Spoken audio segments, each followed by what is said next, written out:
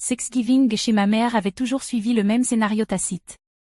La table était dressée à la perfection, couvert argenté brillant, serviettes en tissu plié en triangle, bougies vacillant comme si on allait tourner une publicité. La dinde sentait toujours merveilleusement bon. Tout comme les roulés à la cannelle, les patates douces, la tarte. En surface, tout respirait la chaleur et la tradition, mais en dessous, c'était du théâtre et mon frère Brad était toujours la vedette.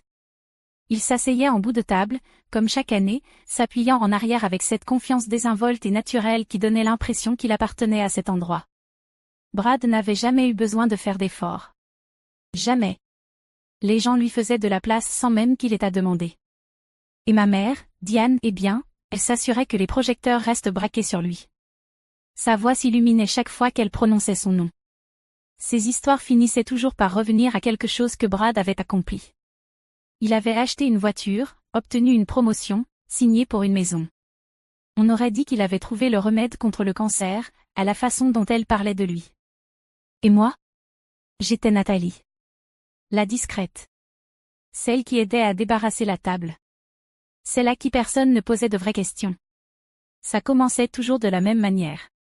Une fois les assiettes servies et les banalités échangées, Diane se penchait avec cette étincelle familière dans les yeux, celle qui annonçait qu'elle avait une annonce à faire, un petit numéro à jouer. Elle levait son verre de vin comme une baguette de chef d'orchestre, prête à diriger l'admiration de la salle.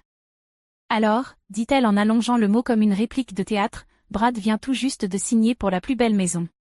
4 chambres, une cuisine rénovée. Le jardin est à tomber. C'est un vrai investissement, vous savez. Un bien avec de l'avenir. La pièce bourdonnait d'approbation attendue. Tante Barbara poussa un petit cri ravi. Ma cousine Lisa applaudit doucement. Brad, bien sûr, ne leva même pas les yeux de son assiette. Il esquissa juste ce demi-sourire modeste qu'il avait perfectionné au fil des années, celui qui disait « Oh, arrêtez, mais continuez quand même. » Je pris une gorgée d'eau. Pas de vin. Pas encore. Puis, comme chaque année, Diane tourna les yeux vers moi. Je connaissais ce regard avant même qu'elle incline la tête.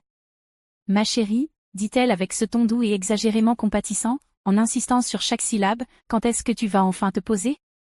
Voilà. La phrase. Celle que j'avais entendue sous une dizaine de formes différentes au fil des ans.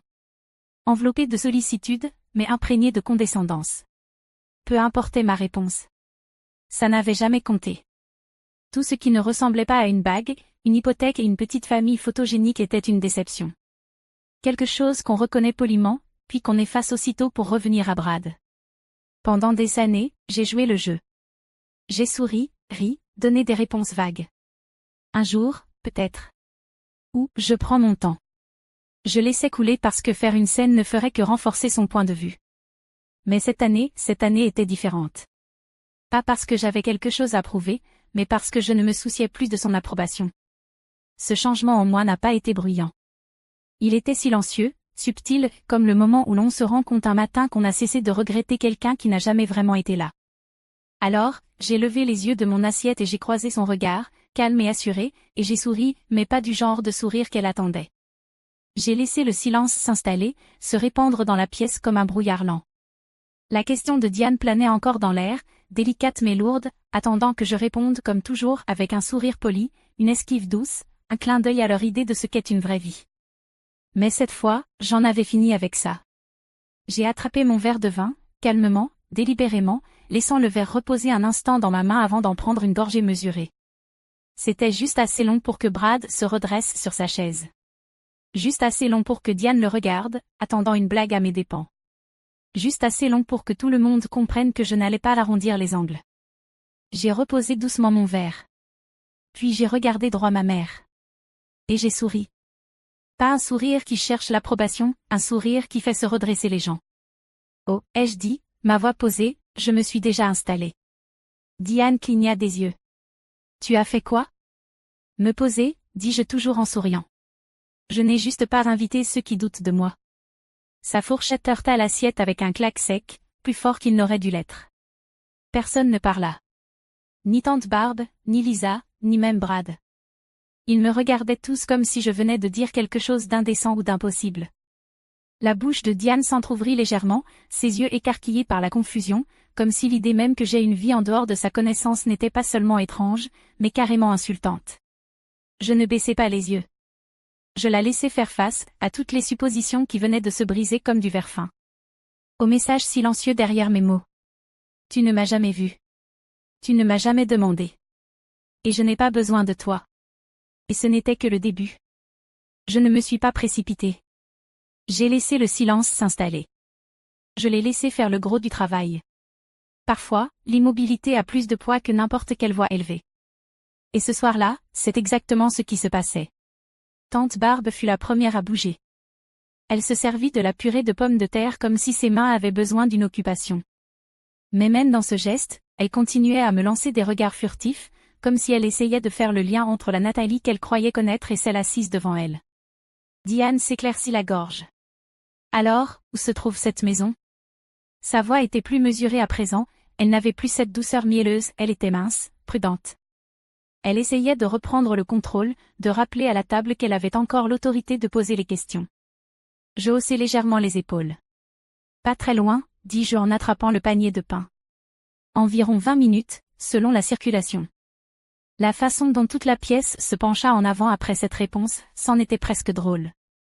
Pas seulement de la curiosité, mais une fin de détail, de contrôle, de contexte, qu'il n'avait jamais pris la peine de chercher auparavant. C'était un type d'attention que je n'avais pas reçu à cette table depuis des années, peut-être jamais. Le sourire en coin de Brad vacilla légèrement. 20 minutes, répéta-t-il avec un ton faussement détendu. C'est quoi, comme endroit? Je ne répondis pas tout de suite. Je pris mon temps pour beurrer mon petit pain. Puis, toujours calme, toujours parfaitement sereine, je dis. Un peu plus de 370 mètres carrés. C'est là que l'ambiance changea pour de bon. Lisa laissa échapper un petit sifflement. Barbe cligna plusieurs fois des yeux. La main de Diane se crispa sur sa fourchette. Même Brad se pencha légèrement en arrière, la mâchoire tendue alors qu'il assimilait le chiffre. Ce n'était pas une vantardise. Je ne l'avais pas dit pour impressionner. Je l'avais dit comme on annonce un simple fait.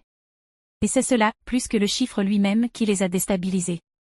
Diane força un sourire. Eh bien, ça semble spacieux, dit-elle. Mais tu ne trouves pas que c'est un peu grand pour quelqu'un de seul? Voilà. Le petit tirage vers l'arrière, l'instinct de recadrer, de me rappeler que le succès, s'il n'était pas partagé selon leurs termes, ne comptait pas vraiment. Je la regardai et hochai lentement la tête. Peut-être, dis-je. Mais je l'ai payé comptant.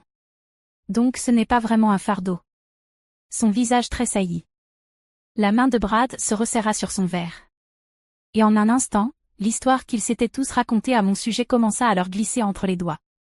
Diane tenta de garder contenance, mais je pouvais voir les petits signes de tension. La raideur dans ses épaules, la façon dont ses doigts enroulaient la fourchette comme si elle allait s'envoler si elle ne la retenait pas. Cette pause, à peine une seconde avant qu'elle ne retrouve sa voix. « Depuis combien de temps tu l'as » demanda-t-elle. Il y avait autre chose sous son ton maintenant.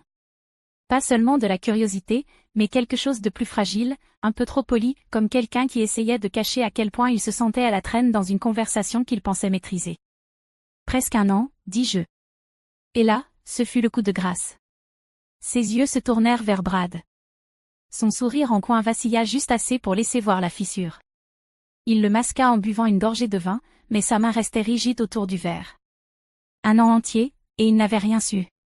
Pas de pendaison de crémaillère, pas de photos, pas de traces sur les réseaux sociaux, rien.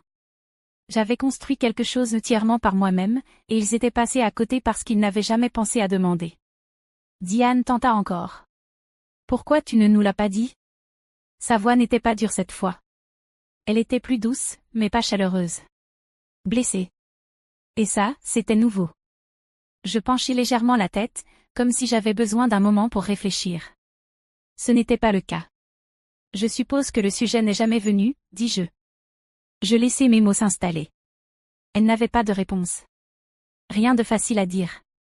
Brad laissa échapper un petit rire sec. Allez, Nathalie, dit-il en secouant la tête. Une maison, c'est quand même quelque chose d'important. C'est un peu bizarre de garder ça secret, tu ne trouves pas? Je soutins son regard calmement. Pas vraiment, dis-je. Ce n'est pas comme si quelqu'un m'avait jamais posé la question. Brad se pencha légèrement vers l'avant, les coudes sur le bord de la table comme s'il se préparait à reprendre le dessus. « C'est quoi exactement, cette maison ?» demanda-t-il. Son ton paraissait détendu, mais il y avait quelque chose en dessous, quelque chose de forcé. Comme s'il essayait déjà de contrôler le récit avant même que les détails n'arrivent. Je savais exactement ce qu'il faisait. Je l'avais vu faire ça toute ma vie. Minimiser, détourner, décrédibiliser. Je ne lui fis pas le plaisir de me presser. Je pris mon verre de vin, le fis tourner doucement, pris une gorgée silencieuse. Puis je le regardai directement. Oh, dis-je, comme si ça venait de me traverser l'esprit. Elle est plus grande que la tienne. Le silence qui suivit fut immédiat. Pas choqué. Pas offensé. Juste figé. Comme si la pièce avait besoin d'un moment pour absorber ce qui venait d'être dit. Le sourire en coin de Brad vacilla à nouveau, juste un tressaillement au coin des lèvres, mais ses doigts se crispèrent sur son verre. Sa mâchoire se contracta. Il n'aimait pas être sur la défensive. Pas ici. Pas devant Diane. Pas à cette table où, depuis si longtemps, il avait été intouchable. Diane cligna rapidement des yeux. Elle ouvrit la bouche, puis la referma. Pas de pirouette verbale. Pas d'éloge protecteur. Tante Barbe, toujours curieuse, se pencha en avant. Plus grande, demanda-t-elle. Quelle taille exactement? Je ne répondis pas tout de suite. Je l'ai laissé désirer la réponse. Je l'ai laissé dans cet espace inhabituel où il ne savait pas tout de moi. Enfin, je dis d'un ton léger. Un peu plus de 370 mètres carrés. Le petit souffle de surprise de Barbe était presque comique. Diane eut le souffle coupé. Et Brad ne dit rien, mais il n'en avait pas besoin. Son silence en disait long. Diane tenta de se ressaisir. Elle croisa les mains sur ses genoux, se redressa et afficha un sourire qui n'atteignit jamais ses yeux. « Eh bien, la maison de Brad est très jolie aussi, » dit-elle d'une voix un peu trop forte. « Et elle est dans un très bon quartier. Un investissement intelligent. » Brad souffla par le nez et se redressa, clairement soulagé par ce soutien. « Oui, » dit-il. « Tu sais, l'immobilier, c'est une question de timing. J'ai fait une super affaire. » Tante Barbe inclina la tête. « Attends, » dit-elle en posant sa fourchette. « Tu ne l'as pas payé en totalité ?» La question frappa plus fort qu'elle ne l'avait voulu. Elle découpa le récit de Diane d'un seul coup. Brad marqua une pause, une fraction de seconde, mais suffisamment longue. « Eh bien, non, » admit-il. « La plupart des gens ne le font pas, non ? Ce n'est pas vraiment comme ça que ça fonctionne. » Je poussai un petit murmure, hochant lentement la tête. « C'est juste, » dis-je. Certains d'entre nous préfèrent simplement ne rien devoir à personne. Brad ne répondit pas. Sa mâchoire se contracta. Ses jointures blanchirent sur la base de son verre de vin, et je sus que j'avais touché un nerf. Pour la première fois, le garçon doré ne brillait plus autant. Je m'appuyai doucement contre le dossier de ma chaise, laissai mes doigts effleurer le rebord de mon assiette et tourner mon regard vers lui. « Alors, » dis-je doucement, « comment va ton prêt immobilier, Brad ?» Sa bouche tressaillit. C'était à peine perceptible, mais c'était bien là.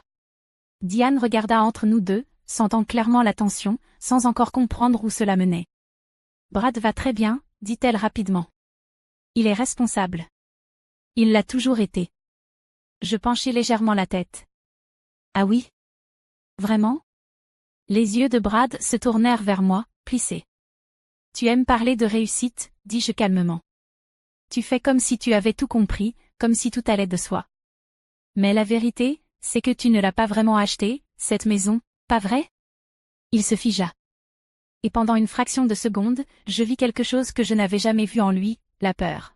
« Quoi ?» dit Diane en se tournant vivement vers lui. « De quoi elle parle ?» Je ne sciais pas. « Tu lui as dit, Brad ?» demandai-je, la voix douce mais ferme. « Que tu tiens à peine la tête hors de l'eau? Que tu as explosé tes cartes de crédit rien que pour la compte? Que la banque détient la majorité de ce que tu prétends posséder? » Le silence qui suivit était dense, presque palpable.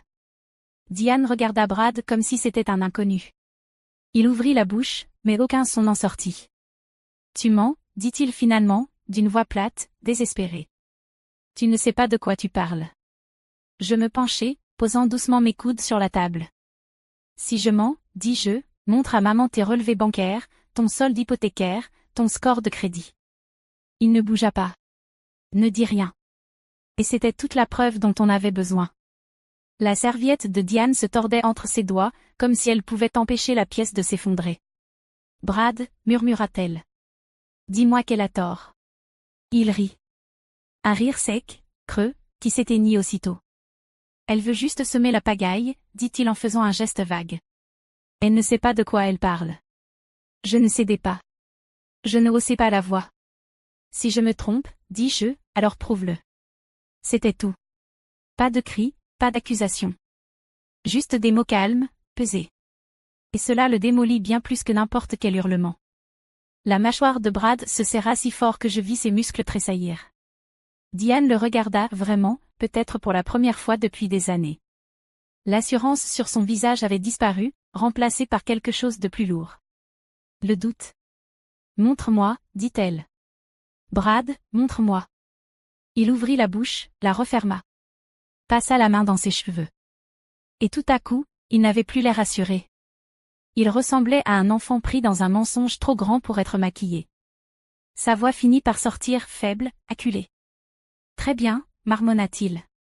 C'est 300. » L'air s'échappa des poumons de Diane dans un soupir long et audible. 300 000, murmura-t-elle, à peine capable d'articuler les mots. Ce n'est pas si grave, s'empressa-t-il d'ajouter. C'est temporaire. J'ai un plan. Je restructure. Mais peu importait ce qu'il disait. Le charme était rompu. Pendant des années, elle l'avait exhibé comme un trophée, comme si tout ce qu'il touchait se transformait en or. Et maintenant, dans cette même pièce où elle l'avait loué pendant des décennies, la vérité était là, assise entre eux comme un troisième convive. « Tu m'as laissé dire à tout le monde que tu avais payé cette maison comptant, » dit Diane, la voix tremblante. « Tu m'as laissé croire. » « Je ne t'ai rien demandé, » coupa-t-il sèchement. Mais c'était trop tard. L'image à laquelle elle avait accroché son identité, Brad, la réussite, l'exemple était fissuré, et chacun à cette table pouvait le voir. Je restais immobile. Pas besoin de tourner le couteau dans la plaie. Il était déjà bien enfoncé. Pour la première fois de ma vie, Diane ne savait plus quoi dire. Et Brad ? Il avait l'air d'un homme qui avait construit son royaume sur du sable et qui venait d'entendre la marée arriver. Le silence qui suivit sa confession n'était pas gênant. Il était saisissant. Lisa se renversa sur sa chaise, les yeux écarquillés. Tante Barbe fixait son assiette comme si elle ne savait plus comment tenir sa fourchette. Même la dinde semblait refroidir plus vite dans l'air. Le genou de Brad s'agitait nerveusement sous la table. Il avait l'air d'un homme qui avait toujours compté sur une seule chose, que Diane serait toujours de son côté. Mais elle ne parlait pas. Elle le regardait juste, silencieuse, immobile, les mains maintenant croisées dans son giron comme si elles aussi avaient abandonné. Il se tourna vers moi. « Tu crois que tu as gagné quelque chose ici ?» lança-t-il avec colère. « Tu avais vraiment besoin de m'humilier à Thanksgiving ?» Je ne haussai pas le ton. « Je ne t'ai pas humilié, » répondis-je calmement. « Tu l'as fait tout seul. » Ses narines se dilatèrent, sa mâchoire se resserra à nouveau, mais cette fois, il n'avait aucune réplique, aucun sarcasme, juste un souffle court et défensif. Je regardai Diane. « Tu ne t'es jamais intéressée à ma carrière, à ma vie, à mes choix, » dis-je, la voix posée mais implacable. « Tu as supposé que si je n'étais pas comme Brad, c'est que j'échouais. Mais je n'ai pas échoué. J'ai juste cessé de me soumettre à un système qui ne m'a jamais incluse. » Ses lèvres s'entr'ouvrirent légèrement, peut-être pour protester, mais aucun mot ne sortit. Pendant longtemps, je m'étais convaincue que son favoritisme ne comptait pas, que j'étais au-dessus de ça. Mais en voyant son visage se transformer sous le poids de la réalité, j'ai compris autre chose. Je n'avais jamais eu besoin de sa fierté.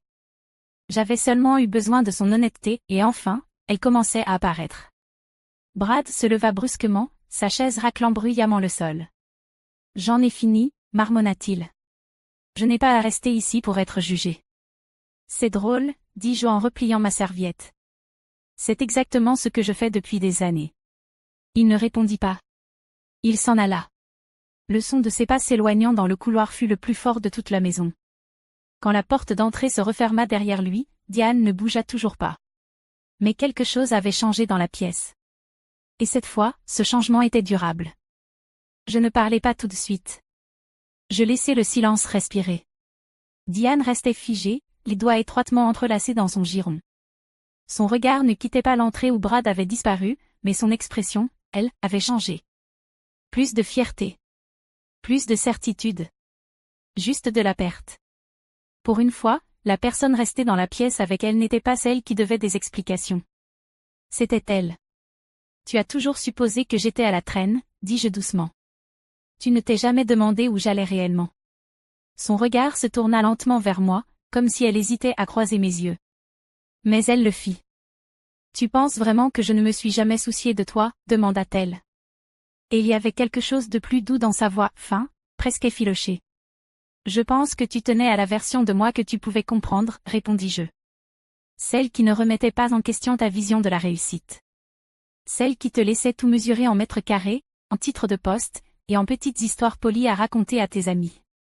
Elle cligna des yeux, une fois, deux fois, puis baissa le regard vers ses mains. Tante Barbe se racla la gorge. Nathalie, dit-elle doucement, pourquoi n'as-tu jamais dit à personne ce que tu construisais? Je souris. Ni amère, ni fière, juste honnête. Parce qu'aucun d'entre vous n'a jamais demandé. Pas vraiment. Il m'avait posé des questions sur les vacances, sur la météo, mais jamais sur les longues nuits que j'avais passées à bâtir mon entreprise, ni sur les risques que j'avais pris, ou sur les victoires que personne n'avait vues. Ils ne m'avaient même pas demandé si j'allais bien quand j'avais manqué 2 Thanksgiving d'affilée. Ils avaient juste supposé que je dérivais. Diane me regarda à nouveau, et cette fois, je vis quelque chose que je n'avais pas vu depuis des années. Pas du regret, de la reconnaissance. Peut-être, pour la première fois, elle ne me voyait plus à travers le prisme de la comparaison. Peut-être qu'elle voyait enfin la femme qui avait tranquillement accompli ce qu'aucun d'eux ne croyait possible, et qui n'avait jamais eu besoin de leur validation. Je me levai lentement. Sans précipitation, sans drame, juste le doux grincement de ma chaise et le poids de tous les Thanksgiving passés qui tombaient derrière moi. Je pris mon sac, passai la sangle sur mon épaule, ajustai mon manteau avec une sérénité que je n'avais pas ressentie depuis des années. Personne ne parla. Diane ne m'arrêta pas. Elle ne me demanda pas de rester. Elle ne tenta pas de sauver ce qu'il pouvait rester entre nous.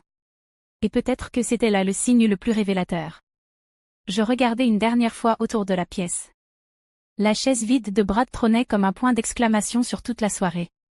Tante Barbe fixait son assiette, les mains fermement jointes. Lisa me regardait, simplement, comme si elle me voyait pour la première fois et tentait de me rattraper. Je me tournai vers Diane. Ses yeux étaient humides. Ses lèvres s'entr'ouvrirent, mais aucun mot ne sortit, elle se contenta de me regarder, comme si elle attendait une ultime gifle, une remarque cruelle, une vengeance triomphante. Mais je n'avais pas besoin de ça. Je ne partais pas pour blesser qui que ce soit. Je partais parce que, enfin, je ne devais plus aucune explication à personne ici. La prochaine fois que tu voudras savoir quelque chose sur ma vie, dis-je, la voix posée, basse, sans agressivité, essaie peut-être d'écouter vraiment. Et sur ces mots, j'ouvris la porte d'entrée. L'air froid du soir me frappa le visage vif et paisible, un monde au-delà de cette salle à manger, où je n'étais ni l'ombre de quelqu'un, ni une comparaison, ni une déception. Juste moi. Je sortis. Pas d'applaudissements, pas de cris, pas de mots de fin lancés dans mon dos. Seulement la paix. Celle qui ne vient pas du besoin de prouver quoi que ce soit.